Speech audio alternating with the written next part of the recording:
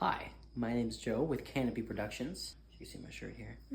Very fancy official shirts. We are unboxing some cool stuff we got today. Some pretty specialized PA gear. Some 20 and 16 inch round horns, round horn PAs. Basically think of like a installed bullhorn to announce things like rodeos and fairgrounds. We got some of them here. This is our 16 inch horn with a 40 watt driver on the back. We got a little mounting brackets here. And this monster is our 100 watt driver up here, and this is the 20 inch round horn. It's a pretty big one.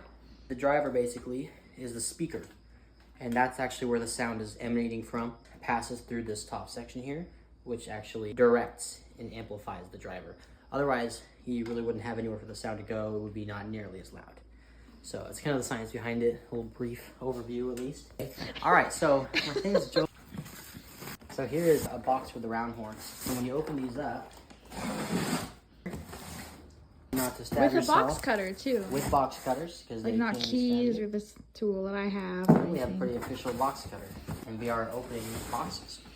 It's important to get the right tool for the job. Here's the horns, what they look like.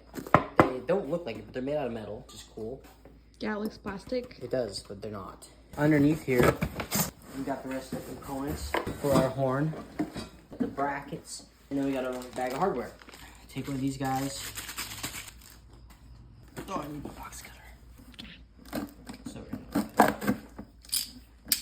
gonna we got a couple gaskets in here too that are gonna kind of go in some of these slots to buffer the threads, just kind of create a better seal too. So you gotta take these off. By walking us through the process. I'm just having fun. You're getting close to me. This guy is gonna fall in this little hole. There's a little arrow on here that tells you which way this thing points. That is very important because it's kind of tapered. I have to install this piece. Install my rubber gasket so that we have something to grip as we tighten. I balance it. A washer. And then my nut on top. Now it's not gonna go anywhere. So then I gotta go on the other side and repeat the entire process.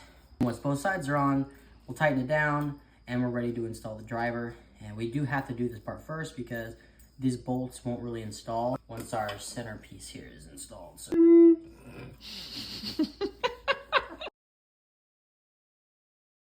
so this part's hard. We got a little gasket for a better seal on the inside. And that's gotta line up with all these holes. We gotta take these 3 bolts. And honestly, I'm learning as I go here. So anybody on the internet who has more knowledge, who's just gonna roast me on how I'm doing this, honestly, please educate me. It'd be great.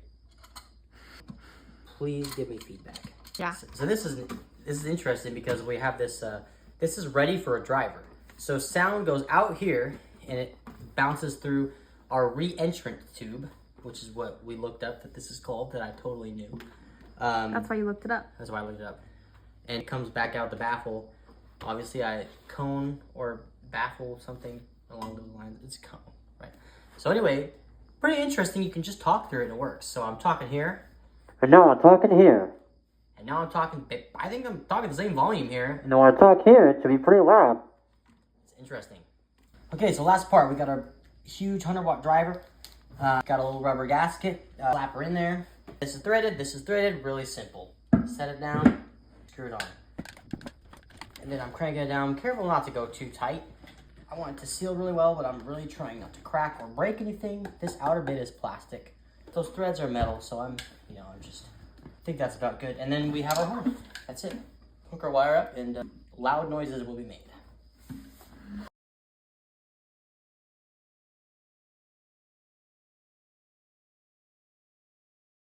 Hello. You know, that's a cool vocal effect.